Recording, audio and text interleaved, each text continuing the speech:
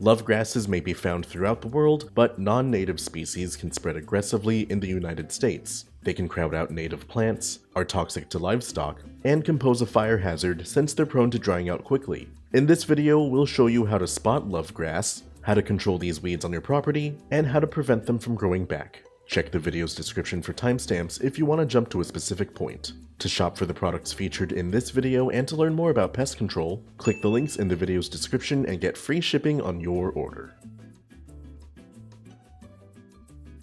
The first thing you should do in any pest control plan is identify what you're dealing with. Careless identification can lead to wrong treatment methods, costing you time and money. Most species of lovegrass grow in clumps that grow to be 1 to 3 feet tall and up to 2 feet wide. The grass blades are narrow and can range in colors that include green, blue-green, lavender, or reddish-purple.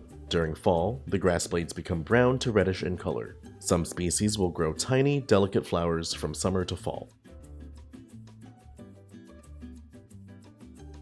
Inspection is the next phase of any good pest control plan. Once you know what to look for, check your property to confirm the pest's presence or find activity hotspots. Many species of lovegrass are drought tolerant and prefer to grow in sites with full access to the sun. They can also grow in a variety of soils including sandy, rocky, clay, and loamy. Lovegrasses are commonly found in prairies, open woodlands, along roadsides and trails, open fields, crop fields, sand dunes, parking lots, driveways, and other disturbed areas. While some lovegrasses may be used as ornamental plants, they can still spread into areas where they aren't desired and should then be treated as weeds. Lovegrasses are warm season plants, so you can expect them to bloom from July to August and turn brown by October before going dormant for winter.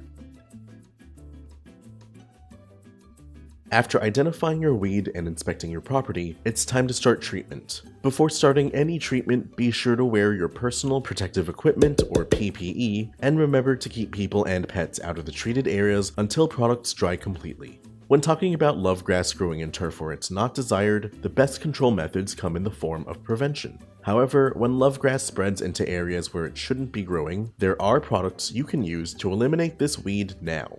Check out Eraser 41% Glyphosate. This non-selective herbicide will eliminate any plant it is applied to. Just mix 2.5 fluid ounces of Eraser into 1 gallon of water to treat up to 300 square feet.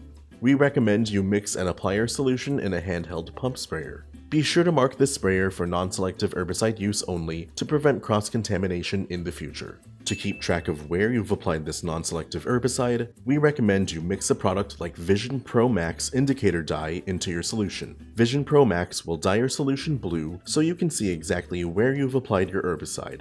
You'll add 1/10 of a fluid ounce of dye per 1 gallon of solution. Spot treat any weed you've found during your inspection. Use a fan or cone spray pattern to ensure the leaves are fully coated, and spray the weed to the point of wet but not runoff. Be sure to spray on calm days when temperatures are not too hot and when wind speeds are low to minimize drift. When applied properly, affected weeds will yellow and begin to die. Conduct follow-up applications as necessary. After applying Eraser, you should see results within 2 to 4 days, but a second application may be made after 4 weeks. If you're spraying weeds and turf, the surrounding grass may be injured and may require repair.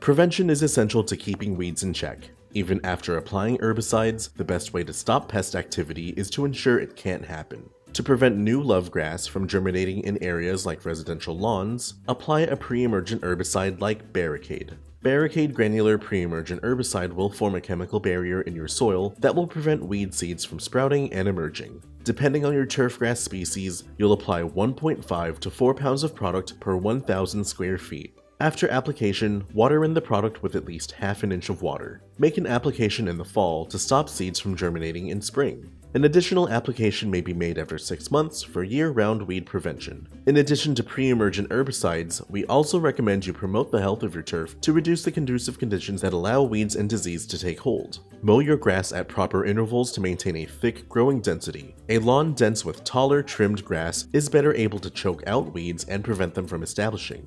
Reduce the shade cast on your lawn by trimming overgrown shrubbery and tree branches, rake away leaf litter and pick up any debris, and employ a proper watering schedule to provide the local grass with enough water to strengthen its roots, but not so much that will encourage weeds. Many grasses require 1 inch of water every week. Apply the water all at once in the morning so it has time to seep into the ground without evaporating in the sun.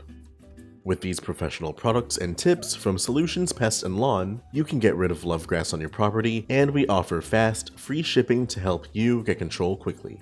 Visit our website to get your products today. If you like this how-to guide, please share. And if you're new to our channel, subscribe for more how-to and product videos. And contact us for more tips, tricks, and DIY pest solutions.